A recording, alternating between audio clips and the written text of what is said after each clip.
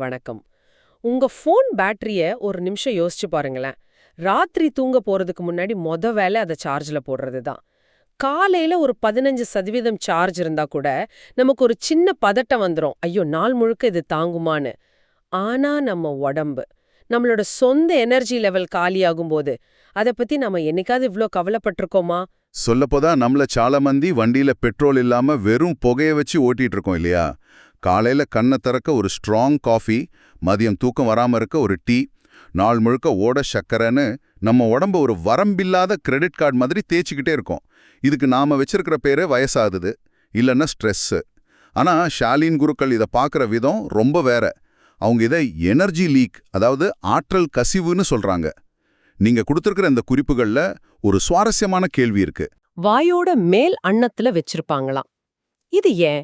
இது தற்செயலா நடக்கிற ஒரு பழக்கமா?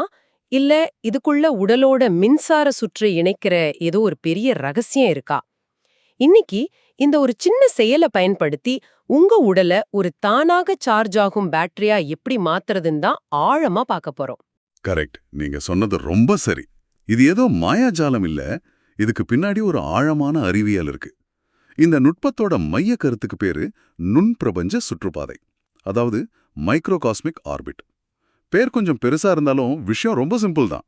நம்ம உடம்புக்குள்ள ஓடுற உயிர் சக்திய வீணாக்காம நமக்கே மறுசுழற்சி செஞ்சு கொடுக்கற ஒரு க்ளோஸ் லூப் சிஸ்டத்தை உருவாக்குறது தான் இதோட நோக்கம்.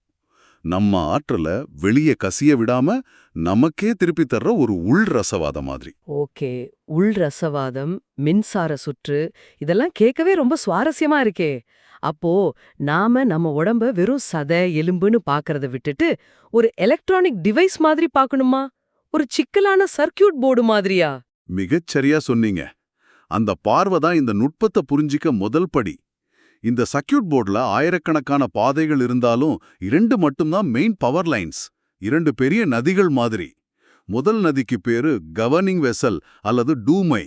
இது உங்க முதுகெலும்போட அடிப்பகுதியில் ஆரம்பிச்சு முதுகு வழியா மேலே ஏறி தலை வழியா உங்க மேல் உதட்டுல வந்து முடியுது. இத ஒரு நெருப்பு நதி மாதிரி கற்பனை செஞ்சுக்கோங்க. ஓஹோ, நெருப்பு நதியா? ஏன் அப்படி சொல்றீங்க? ஏன்னா இது யாங் ஆற்றல். செயல், வேகம், வெப்பம், நம்ம நரம்பு மண்டலத்தோட ஃபைட் ஆர் ஃப்ளைட் மோடு, இது எல்லாத்தையும் கட்டுப்படுத்துறது இந்த ஆற்றல் தான். நீங்க கோபமா இருக்கும்போது இல்ல ஒரு வேலையை வெறியோட செய்யும்போது உங்க முதுகுல ஒரு சூடேற மாதிரி உணர்ந்திருக்கீங்களா? அதுதான் இந்த நெருப்பு நதியில ஆற்றல் கரை புரண்டு ஓடுறது. ஆமா, உணர்ந்திருக்கேன். அப்போ 2வது நதி, அது இதுக்கு நேர்மாறா இருக்குமா? நிச்சயமா. 2வது நதி கான்செப்ஷன் வெசல் அல்லது ரென்மை. இது உங்க கீழ் உதட்டுல ஆரம்பிச்சு உடலோட முன்பக்கமா கீழே இறங்கி பிறப்புறுப்பு பகுதியில முடியுது. இத ஒரு குளிர்ச்சியான நீரோட மாதிரி கற்பனை பண்ணிக்கலாம்.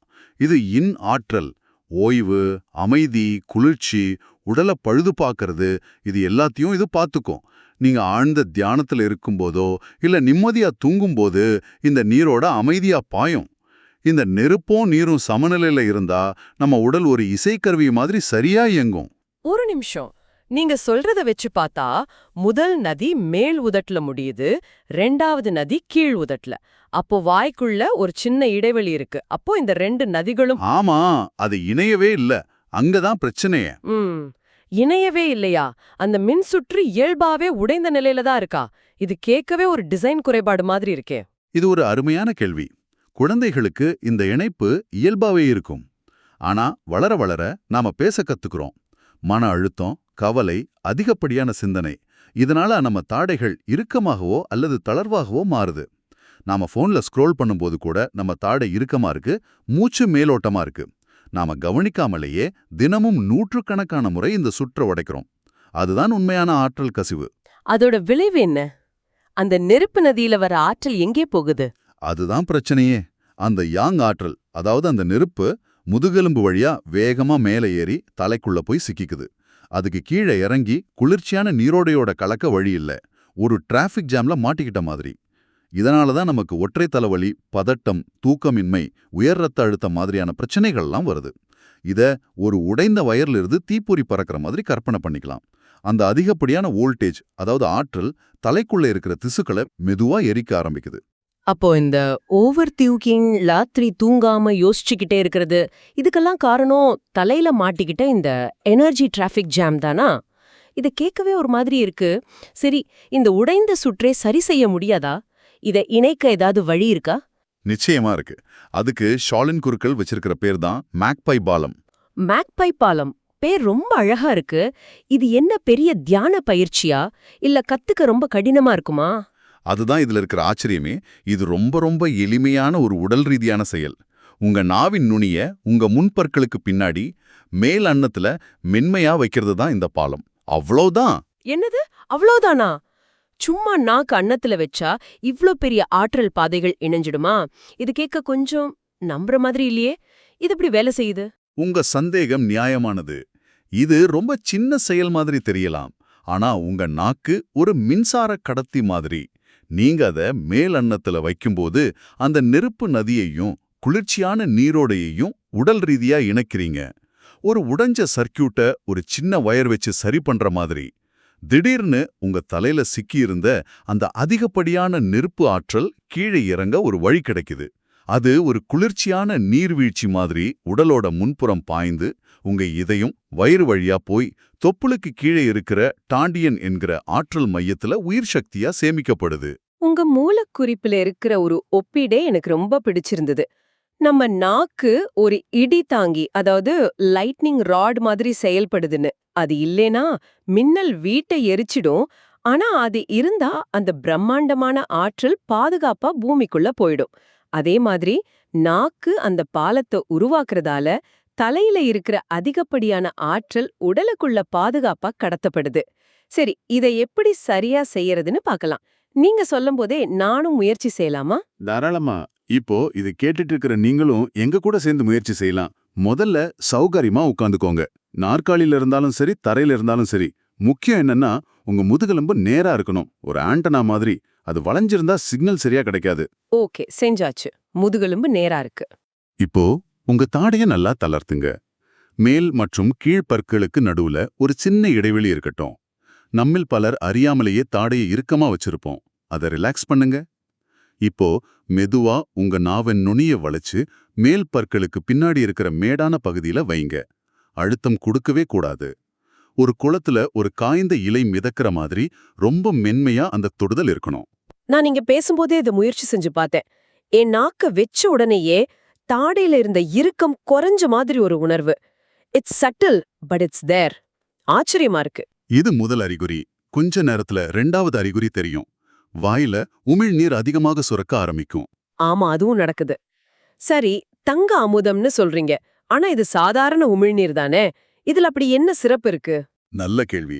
டாவோயிசத்துல இந்த மாதிரி அமைதியான நிலையில நாக்கு பாலத்தை இணைக்கும் போது சுரக்கிற உமிழ்நீரை கோல்டன் எலிக்சர்னு சொல்றாங்க. இது சாதாரண உமிழ்நீர் மாதிரி இல்ல. இதுல குணப்படுத்தும் நொதிகள், நோய் எதிர்ப்பு சக்தியை அதிகரிக்கிற கூறுகள் அதிகமா இருக்குன்னு நம்புறாங்க. அதனால இந்த உமிழ்நீர் சேரும்போது அதை துப்பாம 3 பகுதியா பிரிச்சு கவனத்தோட முழுங்கணும். இதுதான் உள் ரசவாதத்தோட முதல் படி. பாலம் கட்டியாச்சு. இப்ப அது வழியா மின்சாரத்தை, அதாவது ஆற்றலை பாய்ச்சலாம். சரி, பாலத்தை இணைச்சாச்சு. இப்போ அந்த நுண் பிரபஞ்ச சுற்றுப்பாதை சுவாச பயிற்சியை எப்படி செய்யறது? இப்போ உங்க சுவாசத்தை ஒரு காந்த சக்தி மாதிரி பயன்படுத்த போறோம். அது உடலுக்குள்ள ஒரு தங்க நிற ஒளிப்பந்த நகர்த்துதுன்னு கற்பனை செஞ்சுக்கோங்க. 4 படிகள் தான். படி 1, வேரை தட்டி எழுப்புதல். மெதுவா மூச்சு உள்ளிழுக்க ஆரம்பிக்கும்போது உங்க கவனத்தை முதுகெலும்போட அடிப்பகுதிக்கு, அதாவது வாலெலும்பு பகுதிக்கு கொண்டு போங்க. அங்கே ஒரு சூடான பிரகாசமான தங்க நிற ஒளிப்பந்து இருக்கிறதா கற்பனை பண்ணுங்க. அந்த சூட்டை உணருங்க. படி 2, மேலே ஏறுதல். மூச்சை தொடர்ந்து உள்ளெழுத்துக்கிட்டே அந்த ஒளிப்பந்த மேலே இழுங்க. உங்க முதுகெலும்பு ஒரு வெற்றிட குழாய் மாதிரி அந்த ஒளியை உறிஞ்சுதுன்னு நினைச்சுக்கோங்க. அந்த ஒளி உங்க சிறுநீரகங்களை கடந்து இதயத்துக்கு பின்னாடி, கழுத்து வழியா, மண்டையோட்டின் அடி வழியா, தலை உச்சிக்கு வந்து உங்க நெற்றி பொட்டுக்கு வருது. படி 3, பாலத்தை கடத்தல். இதுதான் முக்கியமான தருணம். நீங்க மூச்சை முழுசா உள்ளிழுத்து முடிக்கும்போது அந்த ஆற்றல் உங்க மேல் அன்னத்தை அடையுது. அங்கே உங்க நாக்கு பாலமா இருக்கிறதால அந்த ஆற்றல் அந்த பாலத்தை சுலபமா கடந்து போகுது. இந்த நேரத்துல ஒரு சின்ன அதிர்வு, ஒரு மின்சாரம் பாஞ்ச மாதிரி ஒரு உணர்வு அல்லது ஒரு முழுமை உணர்வு உங்களுக்கு ஏற்படலாம். சுற்று மூடப்பட்டு விட்டது. படி 4, அருவியாக இறங்குதல். இப்போ மெதுவா மூச்சை வெளியே விடுங்க. புவியீர்ப்பு அந்த வேலையை செய்யட்டும். அந்த தங்க நிற ஆற்றல் சூடான தேன் மாதிரி உடலோட முன்புறம் வழிஞ்சு உங்க குரல் வளைய தளர்த்தி உங்க இதய மையத்தை அடைந்து உங்க உணர்ச்சிகளை குளிர்வித்து உங்க வயிற்று பகுதி வழியா பாய்ந்து கடைசியா தொப்புளுக்கு கீழே இருக்கிற உங்க டான்டியன் ஆற்றல் மையத்துல ஒரு குளத்துல நீர் தங்குற மாதிரி தங்குறதா கற்பனை பண்ணுங்க. இதுதான் ஒரு சுற்று. கேக்கும்போதே ஒரு விதமான அமைதி கிடைக்குது. நான் முயற்சி செஞ்சப்போ அந்த ஒளிப்பந்த பார்க்க முடியல. ஆனா அந்த சூடு முதுகுல ஏறுறத உணர முடிஞ்சது. ஆனா ஒரு நிமிஷம், நீங்க சொல்றது சுவாரஸ்யமா இருக்கு. இது ஒரு நல்ல தியான பயிற்சி. ஆனா நம்ம நாக்க அன்னத்துல வைக்கிறதுனால பிட்யூட்டரி சுரப்பி தூண்டப்படுது, ஹார்மோன் சுரக்குதுன்னு சொல்றது கொஞ்சம் நம்புறதுக்கு கஷ்டமா இருக்கு. இது வெறும் மனதளவுல நடக்கிற ஒரு பிளசிபோ எஃபெக்டா இருக்குமா, இல்ல இதுக்கு நிஜமான அறிவியல் ஆதாரம் இருக்கா? மிக முக்கியமான கேள்வி. இது வெறும் நம்பிக்கை இல்ல, இதுக்கு தெளிவான உயிரியல் காரணங்கள் இருக்கு. 3 விஷயங்களை பார்க்கலாம்.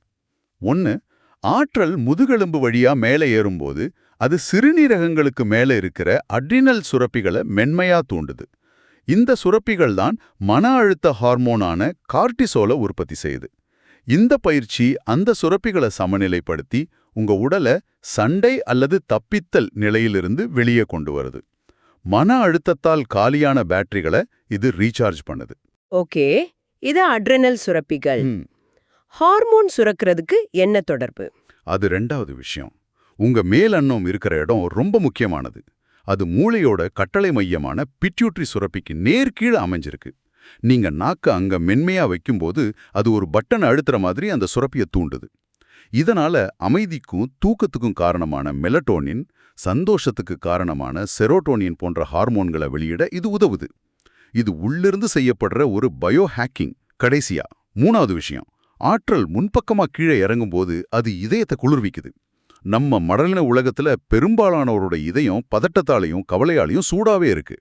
இந்த சுற்றுப்பாதை அந்த நெருப்பை வயிற்றுக்கு கொண்டு வந்து இதய பகுதியில் இருக்கிற வேகஸ் நரம்ப அமைதிப்படுத்துது. இது ஒட்டுமொத்த நரம்பு மண்டலத்தையும் ரிலாக்ஸ் பண்ணுது.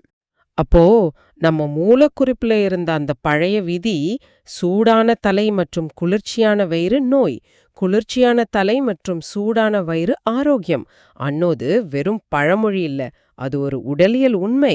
இந்த பயிற்சி அந்த ஆரோக்கியமான நிலையை உருவாக்குது. ரொம்ப ஆழமான விளக்கம். சரி, இந்த பயிற்சியை முதலா சேரவங்க என்னென்ன தவறுகளை தவிர்க்கணும்? 3 முக்கியமான விஷயங்கள். 1, கற்பனையை வற்புறுத்தாதீங்க. அந்த தங்க நிற ஒளிய நீங்க பார்க்கணும்னு கட்டாயம் இல்ல. உங்க எண்ணம், உங்க கவனம் அந்த பாதையில பயணிச்சாலே போதும். அந்த சூட்டை உணர்ந்தாலே போதும். 2வதா, உங்க தாடையை இறுக்கமா வச்சுக்காதீங்க. பாலம் மென்மையா இருக்கணும். இறுக்கம் ஆற்றல் ஓட்டத்தை தடுத்துடும். 3வதா, அவசரப்படாதீங்க. எவ்வளவு மெதுவா ஆழமா மூச்சை இழுத்து விடுறீங்களோ அந்த அளவுக்கு ஆற்றல் ஓட்டம் சக்தி வாய்ந்ததா இருக்கும். இது ஒரு பந்தயம் இல்ல. சரி, இத நம்ம அன்றாட வாழ்க்கையில எப்படி இணைக்கிறது? இதுக்குன்னு தனியா நேரம் ஒதுக்கணுமா? தொடங்குறதுக்கு தினமும் ராத்திரி தூங்கறதுக்கு முன்னாடி ஒரு 3 நிமிஷம் செஞ்சா போதும். இது தூக்கமின்மைக்கு ஒரு சிறந்த மருந்து.